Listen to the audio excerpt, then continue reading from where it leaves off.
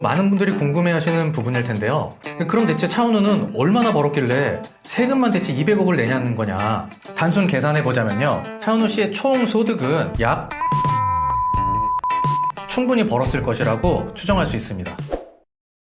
네, 안녕하세요. 강종화 세무사입니다. 오늘은 최근 언론에서 거론된 차은우, 김선호 탈세 논란을 중심으로 도대체 뭐가 문제였던 건지, 앞으로는 어떤 절차가 진행될 수 있는지를 세무사의 시각에서 한번 풀어보려고 합니다.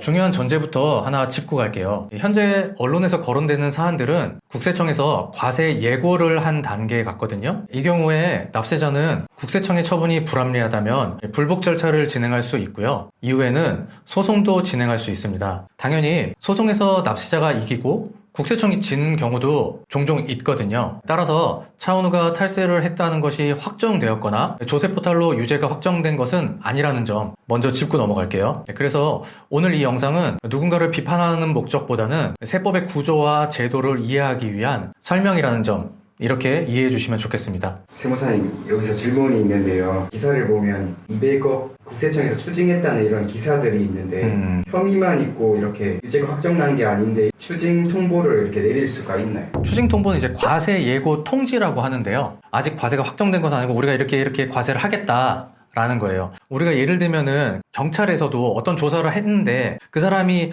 유죄인 것처럼 보이는 거죠. 그러면 먼저 경찰에서 입건을 하겠죠. 입건했다고 통지를 할 거 아니에요? 그러면은 이제 그걸 받은 사람은 내가 만약에 잘못한 게 있으면은 반성한다고 죄송하다고 할 거고, 만약에 그게 사실과 달라, 국세청에서 얘기하는 게 내가 납득을 못 하겠어요. 그러면은 전 그거 아니다, 이렇게 주장할 수 있는 거죠. 그러니까 과세 예고 단계라는 거는 세무조사라는 기간이 무한정 늘어져 있는 게 아니기 때문에 그 기간 안에 국세청에서 이러이런 내용을 살펴보니 우린 이렇게 판단한다 라고 통지를 한 거고, 그리고 차은우는 이거를 소송으로 한번 다퉈보겠다, 이렇게 지금 얘기한 상황이라고 보시면 될 것 같아요.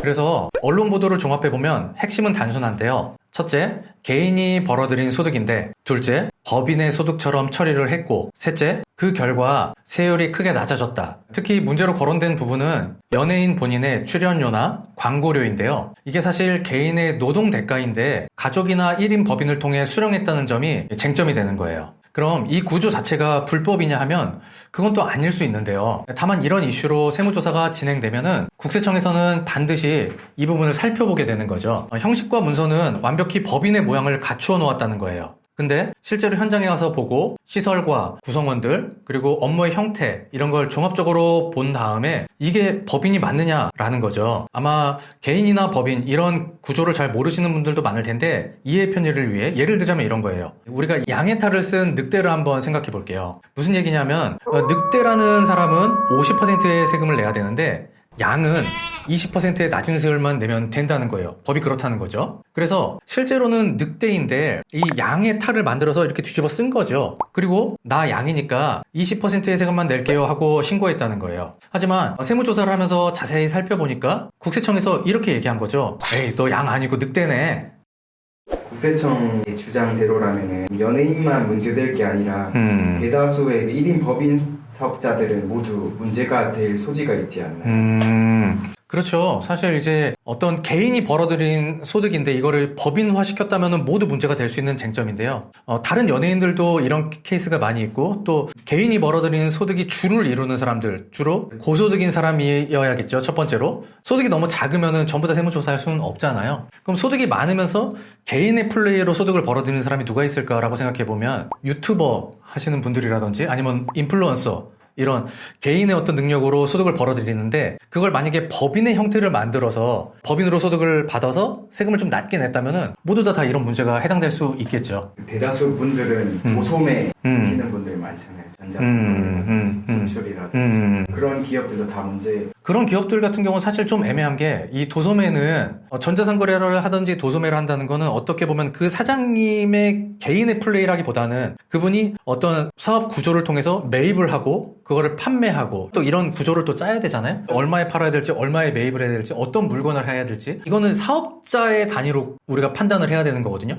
그 사람이 개인 플레이라고 볼 수는 없는 거예요, 사실. 그래서 그냥 1인 법인이 문제라기보다는 어떤 사업의 구조를 갖고 실질적인 사업을 하고 있냐, 아니면은 한 사람의 개인 플레이로 벌어들이는 소득이냐, 이렇게 좀 구분해 보시는 게 좋을 것 같아요. 그러면 말씀하신 대로 1인 크리에이터 분들이나 이렇게 연예인 분들 같은 경우는 1인 법인을 이미 설립을 해서 운영을 했더라면 어떻게 이후에 대처를 해야 되나요? 이후에 두 가지를 좀 예를 들 수 있을 것 같아요. 일단은 첫 번째는 법인을 계속 유지하는 방법이 있겠고, 두 번째는 법인을 사업을 폐지하고 개인 사업으로 전환하는 방법이 있겠죠. 만약에 법인 사업을 계속 유지하고 싶다고 하면요, 이렇게 하셔야 되는 거예요. 지금 이 차은우 씨의 경우에는 지금 언론에서 제일 문제가 된다고 생각한 게 뭐냐면은 그 장어집에다가 법인 본점을 넣었다는 거예요. 그러니까 그게 무슨 말이 되냐. 이제 저희 쪽 업계에 일하는 사람들 그런 얘기를 하더라는 거죠. 그거는 뭐냐면 물적 시설이 정확하게 갖춰져 있냐는 거예요. 그래서 법인을 한다고 하더라도 법인 하는 것 자체가 문제가 아니라 제대로 된 사무실을 구비를 하는 거죠. 그리고 거기다가 책상도 놓고, 그리고 직원도 진짜 상주를 하고 그분이 진짜 매니지먼트 사업을 한다는 거죠. 물적 시설. 그래서 그런 걸 갖춰 놓으셔야 되는 거고, 두 번째는 인적 시설이거든요. 결국은 그 매니지먼트사가 하는 일은 뭔가요? 스케줄을 조정한다든지 아니면은 그분이 더 많은 부가가치를 창출할 수 있게 서포트를 해줘야 되는 거잖아요. 그럼 누군가 그 일을 해야 되는 거죠. 그러니까 제대로 된 매니저를 고용을 하거나 아니면 뭐 실장님을 고용을 하거나, 그리고 실제로 그분이 속해 있는 소속사와 협상을 하는 그런 뭐 팀이 있다던가, 이렇게 실제로 물적 시설과 인적 시설을 갖추고 있다면은 사실 그거를 법인 아니래 라고 그냥 확정적으로 주장하기는 굉장히 어렵거든요. 그러니까 법인을 유지한다고 하시면은 물적 시설과 인적 시설을 좀 정확하게 갖췄으면 좋겠다, 이렇게 말씀드릴 수 있을 것 같고요. 두 번째로는 이런 거예요. 하다 보니까 이제 본인이 지금 요 상황과 똑같은 거죠. 법인을 하긴 하는데, 그리고 물적 시설하고 인적 시설을 갖추기는 좀 어려울 것 같다라고 하시면은 사실은 법인 사업자를 빨리 폐지를 하시고, 지금까지 한 건 어쩔 수 없잖아요. 이미 지나간 일이니까. 근데 이후에는 개인 사업자나 아니면 프리랜서로 전환을 하셔서 지금부터라도 제대로 된 세금을 납부하시는 게 방법이 될 수 있을 것 같아요. 많은 분들이 궁금해하시는 부분일 텐데요. 언론에서 이 차은우의 추징 예상세액이 한 200억 원 규모라는 이야기가 나오고 있어요. 그럼 대체 차은우는 얼마나 벌었길래 세금만 대체 200억을 내냐는 거냐. 단순 계산해 보자면요, 차은우 씨의 총 소득은 약 600억에서 700억은 충분히 벌었을 것이라고 추정할 수 있습니다.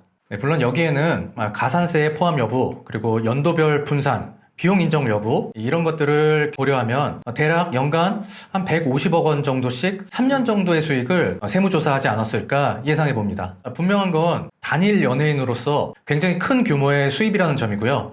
그래서 이 사안이 더 주목받는 이유이기도 합니다. 근데 과세가 확정되면 보통 이렇게 진행되는데요. 이의 신청, 심사 청구, 심판 청구, 필요하면 행정소송까지, 이 과정에서 고의성, 실질 사업 여부, 업계의 관행 등을 두고 이 치열한 다툼이 벌어지게 될 겁니다. 이 내용이 형사처벌로 바로 이어지는 건 아니지만 조세포탈, 고의나 허위 구조가 명확하다면 형사고발의 가능성도 배제할 수는 없습니다. 그래서 이 사건에서 꼭 기억하셔야 할 포인트가 하나 있는데요. 절세 플랜은 세율 계산이 아니라 사업의 실질을 기준으로 짜야 한다는 겁니다. 소득의 규모, 활동 방식, 그리고 리스크의 부담, 그리고 외부 노출도까지 종합해서 봐야 한다는 거예요. 법인을 만들면 세금 줄어요, 이런 말만 듣고 접근하면 나중에 훨씬 큰 리스크로 돌아올 수도 있다는 겁니다. 절세 자체는 나쁜 게 아니에요. 오히려 사업자라면 당연히 고민해야 할 부분인데요. 다만 규모와 상황을 고려하지 않은 절세는 절세가 아니라 리스크 관리의 실패가 될 수 있습니다. 양의 탈을 쓴 늑대처럼 보이는 구조는 반드시 문제로 드러나게 됩니다. 혹시 사업을 하면서 어떤 구조를 짜서 절세를 계획 중이시거나 실행 중이신가요? 그렇다면 이 영상을 보시고 이 구조 정말 괜찮은 걸까? 한 번쯤 점검해 보시는 계기가 되셨으면 좋겠습니다. 오늘은 차은우 씨에 대해서 좀 이야기해 보았고요. 추가적으로 궁금한 사항이 있으시면 아래에 더보기란을 통해서 질문 주시면 답변 드리도록 하겠습니다. 모두특스TV 구독, 좋아요 부탁드립니다. 감사합니다.